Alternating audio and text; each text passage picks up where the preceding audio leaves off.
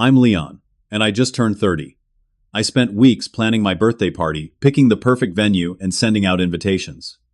When the day came, I sat alone at a decorated table for 4 hours. Not a single person showed up.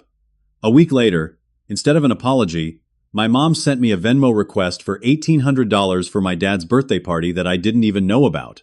Give me a thumbs up if you've ever felt abandoned by the people who should care about you most. Subscribe to hear how I handled my family's ultimate betrayal. Growing up in a middle-class suburb outside Chicago, my childhood looked picture-perfect from the outside.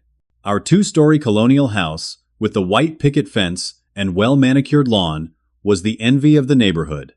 But behind closed doors, things were different. My parents, Gerald and Diane, were obsessed with appearances and achievements. Nothing was ever good enough unless it was perfect. From as early as I can remember, there was always immense pressure to excel. My report cards needed to be straight, as my Little League games needed to end in victory. My science fair projects needed to win first place. Even my handwriting had to be flawless. Any deviation from perfection was met with disappointment, lengthy lectures, and sometimes being grounded. Leon the Wilson's son got into the honors program. Why didn't you? My mom would ask, completely ignoring the fact that I was already taking advanced classes in 3 subjects. Leon, you missed that goal. You need to practice more, my dad would say, after my games, never mentioning the 2 goals I had scored. This pressure to be perfect was bad enough, but what made it worse was that these standards didn't seem to apply to my younger sister Rachel. 3 years my junior Rachel could do no wrong in my parents' eyes. Her B grades were celebrated.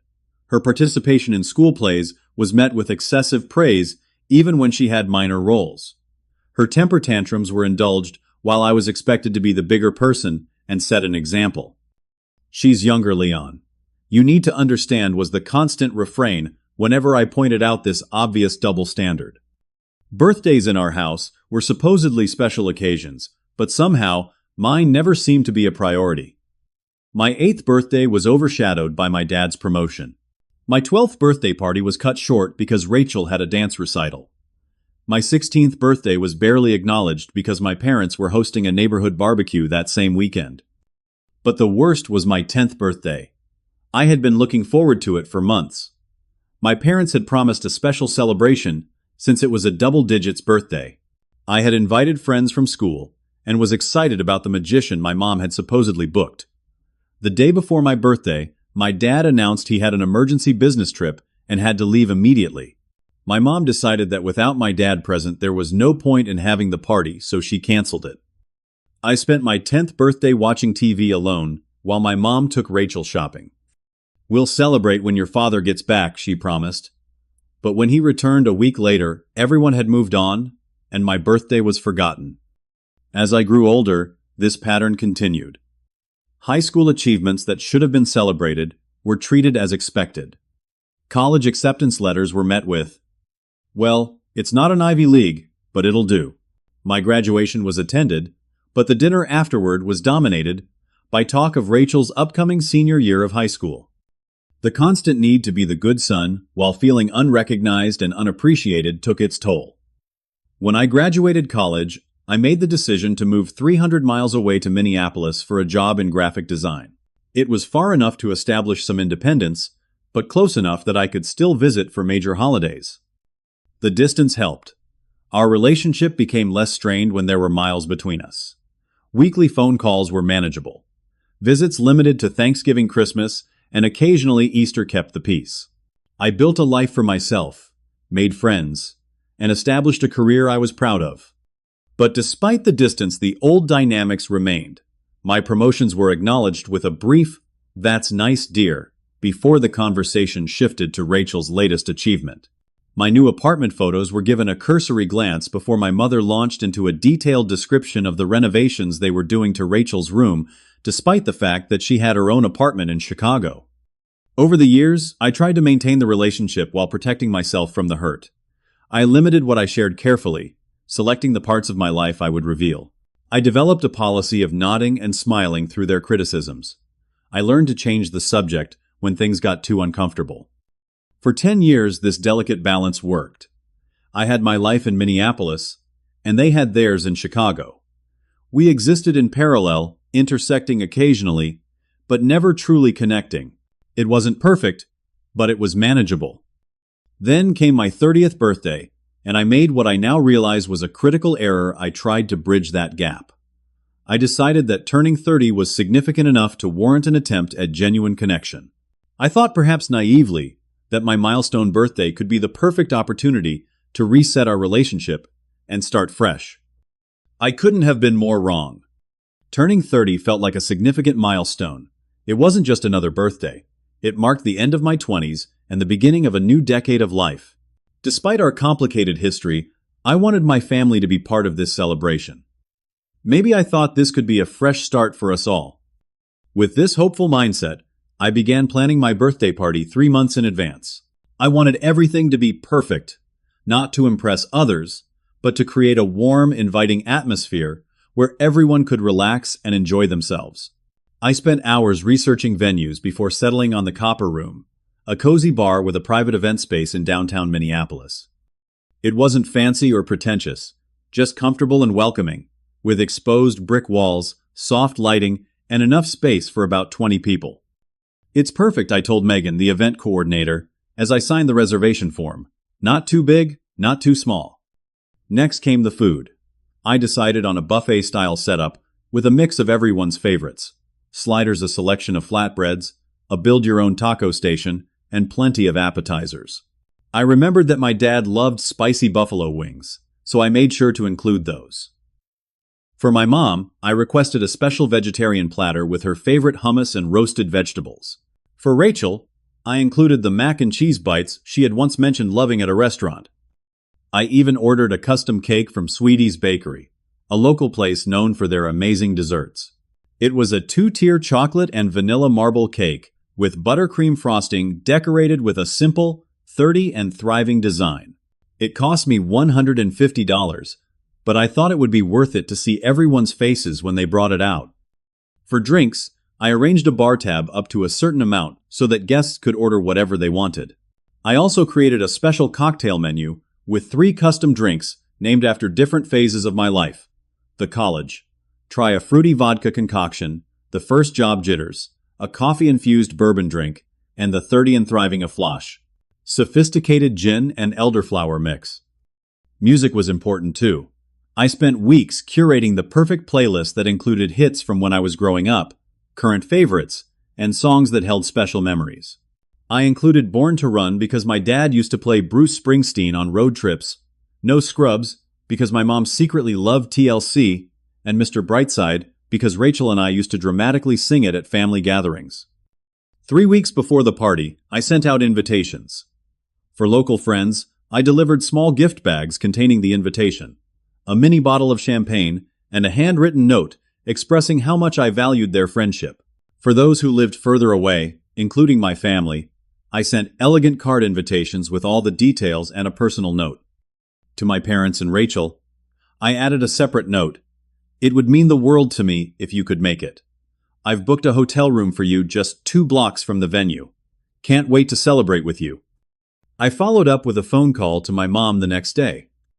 "Did you get the invitation?" I asked. "Yes, we did." "It looks lovely, Leon. So you'll come. I've already booked the hotel room for you and Dad." There was a slight pause before she answered. "Well, it's a bit of a drive, but yes, I think we can make it. Your father has to check his schedule, but it should be fine." "Great. And Rachel, too." "I'll talk to her, but I'm sure she'll be there. We wouldn't miss your 30th. Relief washed over me. They would be there. My friends from work had already confirmed, as had several friends from college who lived in the area. Alex, my best friend from high school who had moved to Seattle, even booked a flight to come. It was shaping up to be exactly the celebration I had envisioned. As the weeks passed, I finalized details with the venue, confirmed the cake delivery, and made sure everything was in order. I was genuinely excited, something I hadn't felt about a family gathering in years. The night before my birthday, I was at home doing some last-minute preparations when my phone buzzed with a text from Rachel. "Hey big bro, bad news. We can't make it tomorrow. Something came up with the family. Really sorry. We'll call you tomorrow. Happy early B-Day." My heart sank. I immediately called her, but the call went to voicemail. I tried my parents next, but got the same result. I sent texts asking what had happened if everything was okay, but received no response. I tried to reason with myself. Maybe there was a genuine emergency. Perhaps someone was in the hospital, or there had been some other crisis that required immediate attention. They would call me tomorrow and explain everything. It would be fine. But as I went to bed that night, a familiar feeling of disappointment settled over me. Somehow, once again, my birthday had been pushed aside for something deemed more important. My 30th birthday dawned bright and clear.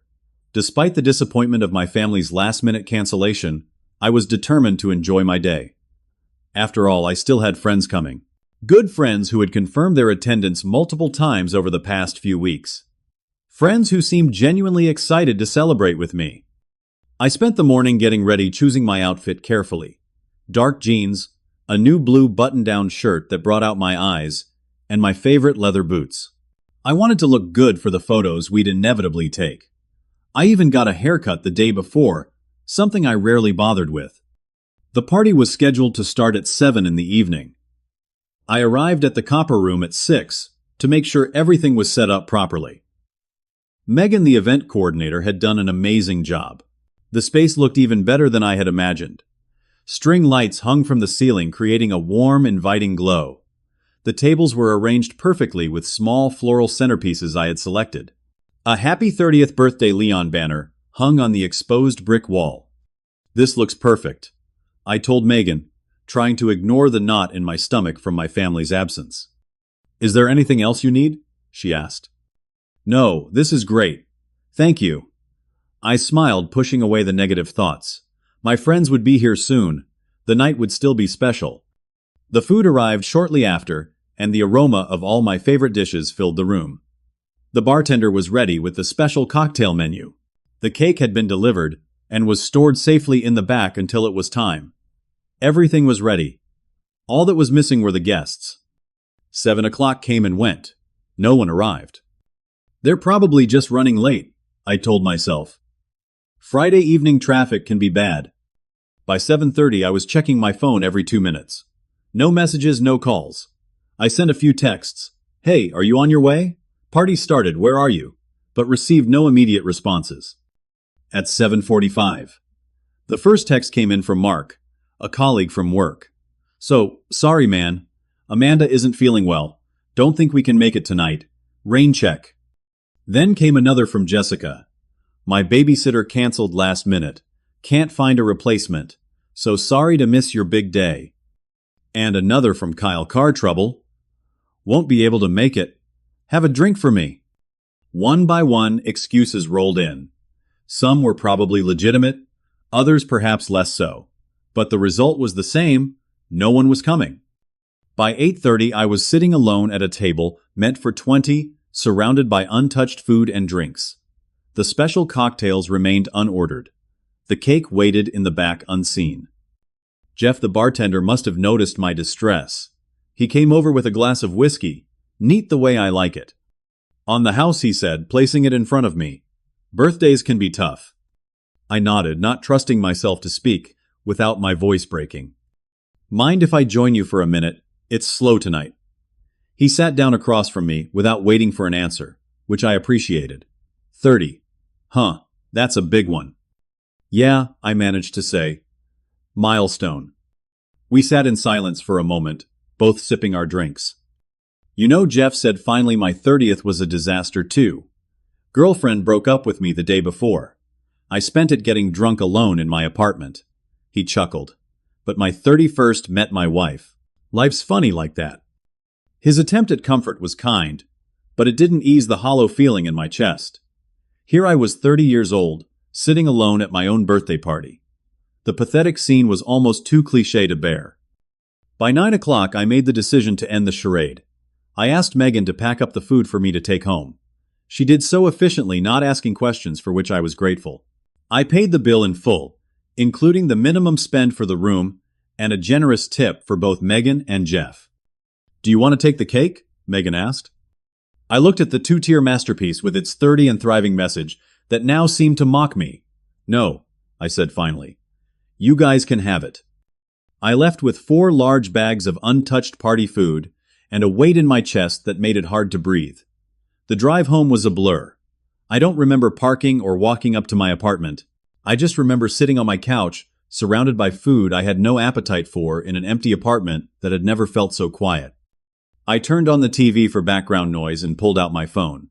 Still no message from my parents explaining their absence. Alex, my friend from Seattle, who had supposedly booked a flight, hadn't even sent a text. No one seemed to care that they had left me alone on what should have been a special day. As I scrolled through social media mindlessly, I saw posts from people who had said they couldn't make it. Mark, who claimed his wife was sick, had checked into a brewery across town. Jessica, whose babysitter had canceled, was tagged in photos at a concert. Kyle, with his supposed car trouble, was posting selfies from a club downtown. I shut off my phone and threw it across the couch. The lies hurt more than the absence. At least an honest "I don't want to come" would have given me some dignity. That night, I did something I hadn't done in years. I cried myself to sleep, not just for the birthday party that never happened, but for the 30 years of feeling like an afterthought in my own life, for the constant effort to please people who couldn't be bothered to show up for me, for the painful realization that perhaps I wasn't as important to others as they were to me. When I woke up the next morning, I made a decision. I wouldn't reach out to anyone, not my family, not my friends. I would wait and see who contacted me, who remembered, who cared enough to check in. It was a test, perhaps an unfair one, but I needed to know who would show up for me when it wasn't convenient for them. The next few days passed in a haze of self-pity and reflection. I went to work, came home, ate the leftover party food, which lasted for days, and waited.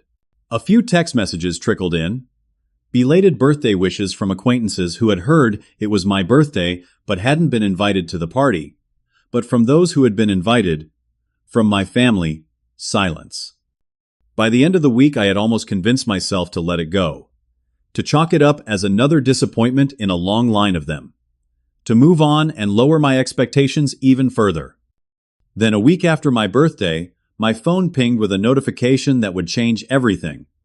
The notification came from Venmo. My mom had never used the app before, so seeing her name pop up was surprising. I opened it expecting perhaps a belated birthday gift, or at least an explanation for their absence. Instead, I was met with a request for $1,800, with the note, "Your share for Dad's birthday party. Please pay as soon as possible." I stared at my phone in disbelief. No apology for missing my birthday. No explanation for their silence. Just a demand for money for a party I hadn't even known about, let alone attended. My hands shaking with anger, I immediately called my mom. She didn't pick up. I tried my dad, then Rachel. All calls went to voicemail. I sent texts to all 3. What is this Venmo request about? And why didn't anyone show up to my birthday party? Hours passed with no response. Unable to contain my curiosity and anger, I turned to social media. It didn't take long to find what I was looking for. Rachel had posted an album the day after my birthday, titled Dad's Big 60th Bash. The timestamp showed the photos had been taken the exact same day as my 30th birthday party. The images showed a lavish celebration at a country club. My parents, Rachel, aunts, uncles, cousins, family, friends, at least 50 people, all dressed up, smiling, raising glasses to my father. A large banner read, "Happy 60th, Gerald A." Multi-tier cake, much more elaborate than mine, was prominently featured. There were speeches, a slideshow, even a live band. I zoomed in on the photos, examining the details.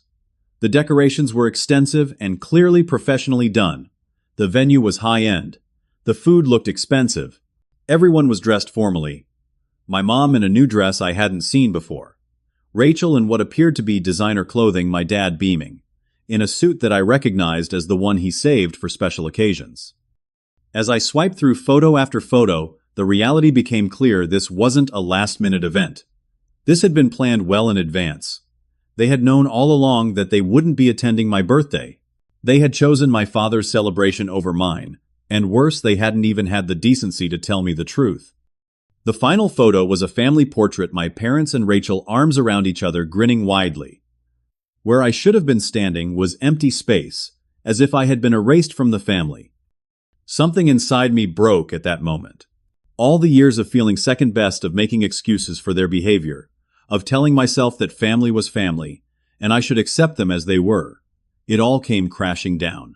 This wasn't just thoughtlessness. This was deliberate exclusion. With trembling fingers, I opened Venmo again. I sent my mom $1 with the note, "This is all I owe the family after my 30th birthday." Then I did something I had never had the courage to do before. I blocked their phone numbers. All three of them, Mom, Dad, and Rachel. I unfriended and blocked them on all social media platforms. I removed myself from the family group chat.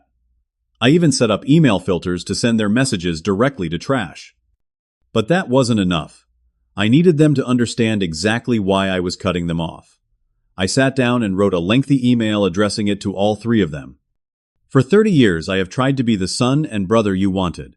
I have accepted being overlooked, being held to higher standards, being made to feel that my achievements and my feelings matter less than everyone else's in this family. I planned my 30th birthday party with such care, specifically making sure to include things each of you would enjoy. I booked a hotel room for you. I was so excited for you to meet my friends, to see my life here, to share this milestone with me. Not only did you not show up, but you didn't even have the respect to tell me the real reason why. You were celebrating Dad's birthday, a celebration I wasn't invited to, wasn't even told about. And then, to add insult to injury, you have the audacity to ask me to help pay for it. A party I didn't attend, wasn't invited to, and that was used as the excuse to miss my birthday. I'm done. I'm done making excuses for why my family treats me like an afterthought. I'm done pretending it doesn't hurt. I'm done being the only one trying to maintain a relationship. Consider this my notice that I am taking an indefinite break from all contact with you. Please do not call, text, email, or show up at my home or workplace. I need space to reevaluate whether having you in my life is healthy for me. I signed it simply Leon and hit send before I could change my mind. The response came within an hour, not from my parents, but from Rachel. A long, angry text had somehow made it through before my block took effect. "You are being so dramatic right now.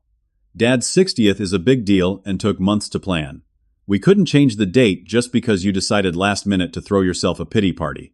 And yes, you should help pay for Dad's party, because that's what family does.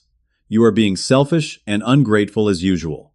Mom is crying because of your email. Is that what you wanted, to hurt everyone? Grow up. Leon." Her message only confirmed what I already knew. In their eyes, I would always be wrong. My feelings would always be dismissed as dramatic or selfish. I was expected to understand their perspective, but they would never try to understand mine. I deleted her message without responding and finished blocking all possible ways they could contact me. Then, I turned off my phone, opened a bottle of whiskey, and allowed myself to feel the full weight of what had just happened. I had cut off my family, the people who were supposed to love me unconditionally, the people who had been part of my life for 30 years. It felt both terrifying and liberating, like jumping off a cliff and realizing mid-fall that you might actually be able to fly. The next morning, I woke up with a clearer head than I had expected. The anger had subsided, somewhat replaced by a strange sense of peace. For the first time in my adult life, I didn't have to worry about measuring up to my family's expectations. I didn't have to filter my accomplishments or failures through the lens of their judgment. I was, for better or worse, entirely on my own. I went to work, threw myself into my projects, and tried not to think about the void where my family had been. I told myself it was for the best, that sometimes the healthiest thing you can do is remove toxic people from your life, even if those people share your DNA. What I didn't expect was how quickly the consequences of my decision would arrive at my doorstep, literally. It was Thursday evening, 2 days after I had cut off contact with my family. I had just gotten home from work and was heating up the last of the leftover party food, a sad reminder of the birthday that wasn't, when there was a knock at my door. Thinking it might be a package delivery, I opened it without checking the peephole. Instead of a delivery person, I found myself face to face with 2 police officers. "Leon Edwards?" the taller officer asked. "Yes," I replied, confused and instantly anxious. "Is something wrong?" "We're conducting a welfare check. Your parents called expressing concern about your mental state. They haven't been able to reach you and are worried you might be a danger to yourself." The realization of what was happening hit me like a truck. My parents had called the police on me because I had blocked their numbers. They had escalated a family dispute to involve law enforcement. The invasion of privacy, the public embarrassment, the sheer manipulative nature of it, I was stunned. "I'm fine," I said, trying to keep my voice steady. "I've chosen to take some space from my family for personal reasons. As you can see, I'm not a danger to myself or others." The officers exchanged glances. "Mind if we come in for a minute, just to complete our check?" I wanted to refuse to assert my right to privacy, but I knew that might only make things worse. So I stepped aside and let them in. My apartment was tidy, with no signs of distress or dangerous behavior. I answered their questions calmly, explaining that I was having a family disagreement, but was otherwise perfectly fine. I didn't go into details about the birthday party or the Venmo request. It seemed too petty to explain to police officers.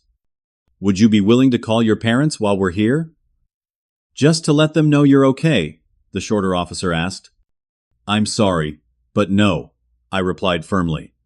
"I've made it clear to them that I need space.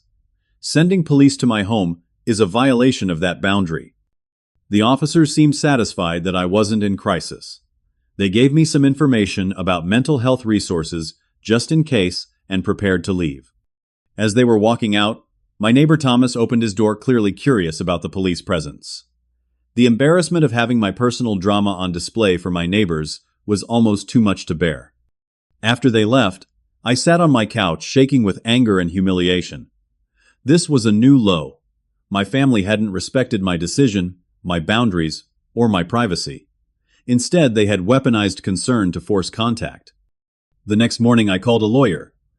Jessica Kim specialized in family law and agreed to see me that afternoon.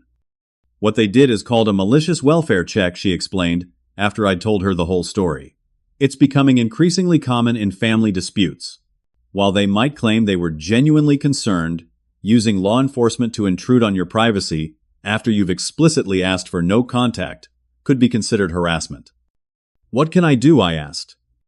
"I can draft a cease and desist letter. It's not legally binding, but it establishes a paper trail and shows you're serious about maintaining your boundaries. If they continue to contact you or send authorities to your home without legitimate reason, we can look into a restraining order." I agreed, and Jessica promised to have the letter sent by the following day. It cost me $300, but the peace of mind was worth it. When I got back to work, after my appointment, my boss Patrick called me into his office. "Everything okay, Leon? You've seemed distracted these past few days." I hadn't planned to share my personal issues at work, but Patrick and I had always had a good relationship. Before I knew it, I was telling him everything. The birthday party no one attended, discovering my family had been at my dad's celebration, instead, the Venmo request cutting them off, and the police showing up at my door. Patrick listened without interrupting his expression, growing increasingly concerned. When I finished, he surprised me.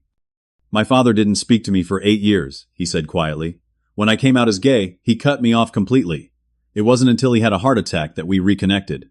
Family can be the source of our deepest pain because we expect them to be the source of our greatest support." His understanding was unexpected and deeply comforting. "Take whatever time you need," he added. "And if you need to talk, my door is always open." Word spread around the office, not through gossip, but through genuine concern. Colleagues who had declined my party invitation approached me individually, offering apologies and explanations. Some were legitimate reasons. Others admitted they had simply made other plans, not realizing how important the party was to me. Mark, who had claimed his wife was sick while he went to a brewery, looked especially ashamed. "I'm sorry, man. I had already promised some old college friends I'd meet them. I should have just told you the truth." Their honesty, though late, was somewhat healing. At least they were acknowledging their role in my disappointment, something my family seemed incapable of doing. Then came a surprise. Alex, my friend from Seattle, who had supposedly booked a flight, called me. "Leon, I just heard what happened at your party. I'm so sorry." "You said you were coming, Alex. You said you booked a flight." "I know, and I meant to. But the ticket prices went up, and I just putting I kept putting it off. Then it was too late, and I was too embarrassed to tell you. It was a crappy thing to do to an old friend. His admission hurt, but his honesty was refreshing. Thanks for telling me the truth now, I said. I'm coming next month for a conference. Can I take you out for a belated birthday dinner? I know it doesn't make up for missing the actual day, but I'd like to see you. I agreed, cautiously optimistic that maybe some friendships could be salvaged. Meanwhile, my family was not taking my silence well. A week after the police visit, my father called from a number I didn't recognize. I picked up, not realizing who it was. Leon, this has gone on long enough, he said as soon as I answered. I hung up immediately and blocked the new number. Then came emails that bypassed my filters because they were sent from addresses I didn't recognize. Messages relayed through mutual acquaintances. Even a letter delivered to my workplace. Each attempt at contact showed the same pattern. No acknowledgement of wrongdoing, no genuine apology, just demands that I stop this nonsense and come back to the family. Each message reinforced my decision to keep my distance. The cease and desist letter from Jessica seemed to finally get through to them. The contact attempts stopped abruptly. For a few weeks there was silence. I began to breathe easier, to focus on rebuilding my social circle with people who genuinely valued me.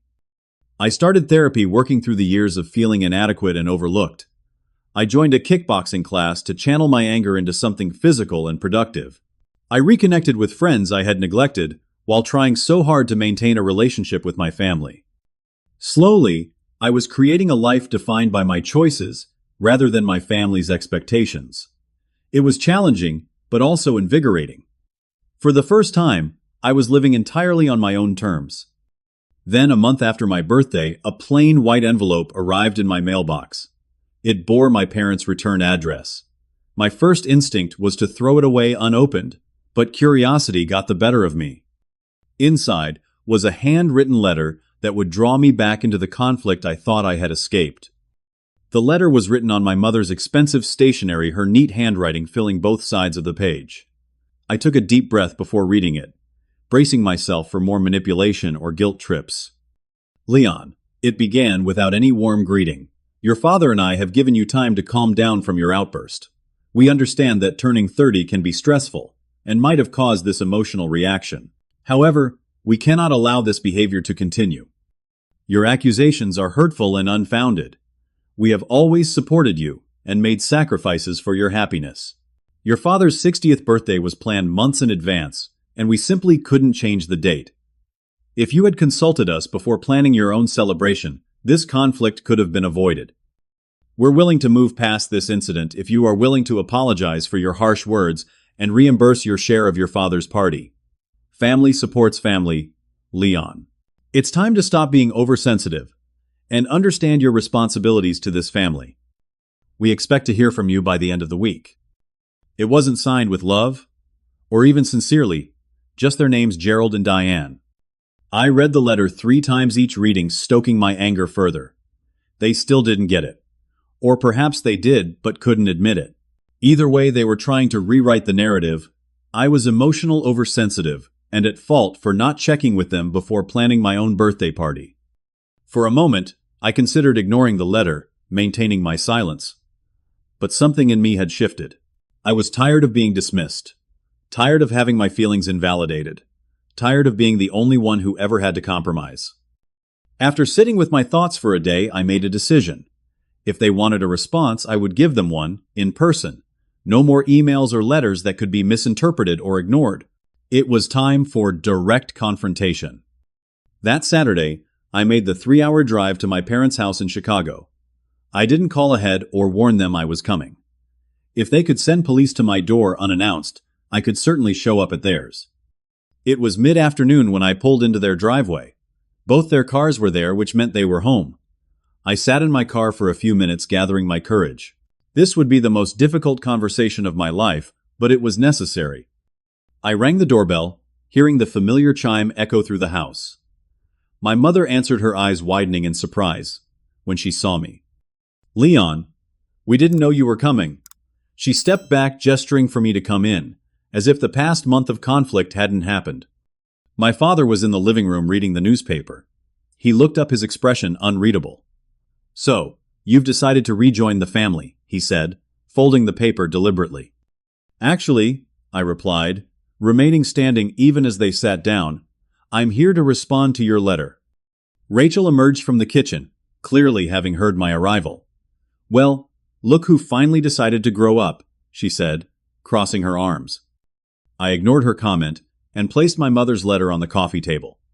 This, I said, pointing to it, is exactly why I cut contact.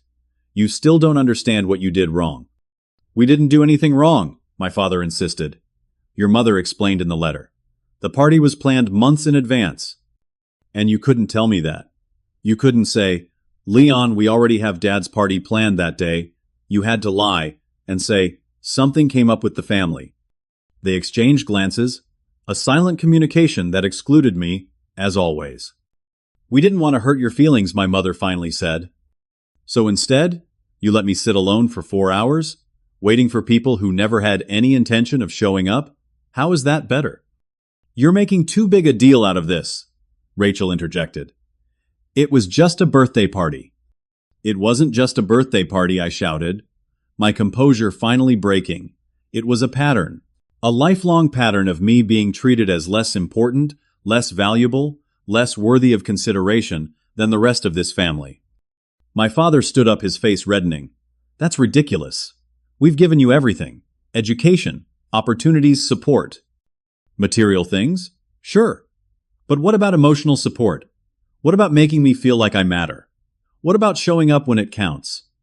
We've always been there for you, my mother insisted. Really, always a plan formed in my mind. Give me 5 minutes. Without waiting for their response, I went out to my car and retrieved a box from the trunk. I had brought it as a kind of insurance, not sure if I would need it. Now I knew I did. I returned to the living room and placed the box on the coffee table. From it, I withdrew a stack of greeting cards arranged by year, held together with rubber bands. These are every birthday, Christmas, and congratulations card I've received from this family for the past 30 years. I kept them all. I started with the earliest ones from when I was a child. Look at these messages. Try harder next year. Hope you'll make us proud soon. Conditional love always. I moved to my teenage years. Here's my high school graduation card. Dad wrote, "Good job," and signed his name. That's it. Here's Rachel's from 3 years later, 3 paragraphs about how proud you were, how bright her future was. Next came my college years. My Dean's List announcement got a gift card to a restaurant chain that doesn't even exist in Minneapolis. Rachel's first art show got a weekend trip to New York. Finally, I pulled out photos. Here's my 10th birthday, the one you canceled for Dad's business trip. Here I am alone at home. And here's the receipt from the shopping trip you took Rachel on that same day. I laid everything out methodically, creating a visual timeline of 3 decades of differential treatment. This isn't about one birthday party. It's about a lifetime of feeling like I matter less. My parents and Rachel stared at the evidence before them, momentarily speechless. You kept all this? My mother finally asked, her voice small. Yes. Because even when it hurt, you were my family. I wanted to believe things would change, that someday I would be enough. My father picked up one of the cards, reading his own dismissive message from years ago. For a moment, I thought I saw recognition in his eyes, perhaps even regret. But then he placed the card down and straightened his shoulders. This is just more emotional manipulation, Leon. Keeping all this, bringing it here. It's not healthy. No. What's not healthy is how this family has treated me my entire life. What's not healthy is sending police to my apartment because I finally set a boundary. What's not healthy is asking me to pay for a party I wasn't even invited to. You were invited, Rachel protested. We were going to tell you about it after your party. That makes it worse. You knew about both events and chose to prioritize one over the other without even giving me the courtesy of a heads up. I began gathering the cards and photos, returning them to the box. I didn't come here expecting an apology. I came to say this. I'm done seeking your approval. I'm done trying to earn the love that should have been freely given. I'm done being the only one who tries. I stood up, box in hand. I'm building a life filled with people who show up for me, who value me, who don't make me feel like I'm constantly falling short. If you ever want to be part of that life, you'll need to show me that you understand why your behavior has been hurtful and that you're willing to change." My mother's eyes filled with tears, but I couldn't tell if they were from genuine remorse or from the shock of me finally standing up for myself. "You can't just cut us off. We're your family," my father said, his voice a mix of anger and disbelief. "Family is supposed to love and support each other. When you start doing that, let me know." I walked to the door, feeling lighter with each step. As I reached for the handle, my father called out, "Leon, wait." I turned, allowing myself a small hope that perhaps this confrontation had broken through. "You still haven't paid your share for my birthday party." And there it was. Final confirmation that nothing had changed, that nothing would change unless I forced it to. My gift to you, Dad, was removing someone from your life who you clearly don't value anyway. Happy birthday. With that, I walked out, got in my car, and drove away from the house I had grown up in, away from the people who had shaped me, but would no longer define me. As I hit the highway back to Minneapolis, I felt something unexpected, not sadness or anger, but a profound sense of freedom. For the first time in my life, I had stood up for myself without backing down, without making excuses for them, without accepting less than I deserved. I had turned the tables. I had taken back my power, and regardless of whether my family ever came around, I knew I would be okay. More than okay, I would thrive. 6 months have passed since that confrontation in my parents' living room. 6 months of growth, healing, and rebuilding. 6 months of learning what it means to put myself first without feeling guilty about it. The initial weeks after cutting contact were the hardest. There were moments of doubt, nights when loneliness crept in, days when I questioned whether I had made the right decision. But gradually, those moments became less frequent, less intense. I found unexpected support in places I hadn't thought to look. Patrick, my boss, became a mentor figure, offering wisdom from his own experience with family estrangement. Colleagues I had previously seen as just workplace acquaintances stepped up, inviting me to dinners, game nights, and weekend outings. Alex followed through on his promise to visit, and our belated birthday dinner turned into a weekend of reconnecting. He listened without judgment, as I shared the full story of my family dynamics, offering insights from an outside perspective that helped me see patterns I had been too close to notice. "You know," he said during our second night of catching up, "I always wondered why you seemed so hard on yourself, so afraid of making mistakes.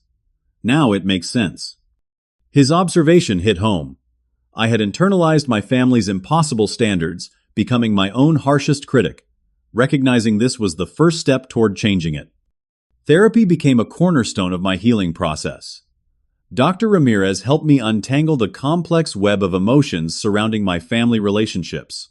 We worked through the grief of losing what I had always hoped my family could be, the anger at how I had been treated, and the fear that perhaps there was something fundamentally unlovable about me. "What you're experiencing is a form of complex grief," she explained during one session. "You're mourning relationships that are still technically alive, but not what you needed them to be. It's okay to feel conflicted about your decision." With her guidance, I began to rebuild my sense of self-worth from the ground up, learning to validate my own feelings and set healthy boundaries in all my relationships. Inspired by my own journey, I started a support group for others dealing with toxic family dynamics. What began as a small gathering of 5 people in a coffee shop grew to 20, then 30, meeting weekly in a community center. Hearing others' stories, offering support, and receiving it in return became an unexpected source of healing. "You've created a chosen family here, Maria," one of the group members told me after a particularly emotional session. "You've turned your pain into something that helps others." Her words touched me deeply. If some good could come from what I had experienced, perhaps it hadn't all been in vain. Professionally, I flourished. Without the constant background anxiety of trying to please my family, my creativity flowed more freely. I took risks in my designs that I wouldn't have dared before, resulting in some of my best work. 3 months after my birthday, I was promoted to senior designer with a substantial raise and more creative control over projects. "Your work has really evolved," Patrick noted during my performance review. "There's a confidence in your designs now, a willingness to trust your instincts." He was right. The confidence I was building in my personal life was spilling over into my professional one. I was standing up for my ideas, advocating for myself, and trusting my judgment in ways I never had before. When my 31st birthday approached, I felt a familiar anxiety creeping in. The memory of sitting alone at the copper room was still fresh, but instead of retreating, I decided to reclaim the day. I planned a small gathering at my apartment. Just 10 people I truly cared about, and who had shown they cared about me. Nothing elaborate, just good food, good drinks, and good company. Everyone I invited came. We laughed, shared stories, played ridiculous party games, and stayed up talking until 3 in the morning. It wasn't the milestone celebration my 30th was supposed to be, but in many ways it was more meaningful. These people were here because they wanted to be not out of obligation. They celebrated not just my birth, but who I had become. The morning of my birthday, I received an unexpected email. It was from my father, the first direct communication since our confrontation 6 months earlier. I hesitated before opening it, preparing myself for more accusations or demands. Instead, I found something I had never received from him before: an apology. Leon, it has taken me too long to write this. Pride, stubbornness, and fear have kept me silent. But as another year of your life begins without us in it, I can't stay silent anymore. I am sorry. Deeply, profoundly sorry for the ways I have failed you as a father. The evidence you presented during your visit, the cards, the photos, the receipts, forced me to see a pattern I had been blind to, or perhaps unwilling to acknowledge. You deserved better. You deserved a father who celebrated your achievements, who made you feel valued and loved, who showed up when it mattered. I was not that father. I don't expect this apology to erase 30 years of hurt. I don't expect you to welcome me back into your life with open arms. I only hope it might be a first step toward healing. Happy birthday, son. Dad. I read the email multiple times, searching for hidden agendas or manipulative language. Finding none, I allowed myself to feel the impact of his words. It wasn't a complete acknowledgement of everything that had happened, but it was more than I had ever received from him before. I didn't respond immediately. I shared the email with Dr. Ramirez, who helped me process my mixed emotions about it. Together, we crafted a response that was honest but not harsh, open to possibility but clear about my boundaries. I thanked my father for his apology and acknowledged the courage it must have taken to send it. I explained that while I was open to the possibility of rebuilding our relationship in the future, it would need to be on new terms with mutual respect and genuine effort from both sides. I suggested that if he was serious about reconnecting, we could begin with occasional emails, perhaps working up to a phone call or meeting after some time had passed. His response was encouraging. He agreed to my terms, without complaint, expressing gratitude for the chance to try again. Our email exchanges have been cautious, but increasingly honest. Recently, we've graduated to monthly phone calls. Short but civil. It's a beginning, fragile but real. My mother and Rachel have been slower to come around. My mother has sent tentative messages through my father, but has yet to offer her own apology. Rachel remains distant, perhaps unable to reconcile the new family dynamic with her understanding of her place within it. I'm okay with this uneven progress. I've learned that healing isn't linear, that reconciliation can't be forced, and most importantly, that my worth isn't determined by their ability to recognize it. The greatest lesson I've taken from this past year is that sometimes you have to redraw the boundaries of what family means. Sometimes the people who are supposed to love you unconditionally are the ones who place the most conditions on their love. And sometimes the family you choose, friends, mentors, community, provides the support and validation your biological family couldn't or wouldn't give. I no longer wait for my parents' approval to feel accomplished. I no longer silence my needs to keep the peace. I no longer accept scraps of affection when I deserve the whole meal. If you're watching this, and something in my story resonates with you, know that you're not alone. Know that setting boundaries isn't selfish. It's necessary for your well-being. Know that you deserve to be valued, to be seen, to be celebrated. Has anyone else had to create boundaries with family members who couldn't see your worth? Share your story in the comments. If my journey has helped you in any way, please like and subscribe to help others find this video. And remember, sometimes, the most profound act of self-love is walking away from those who can't love you properly. even when those people share your DNA. Thank you for listening, and may you find the courage to create the life and relationships you truly deserve.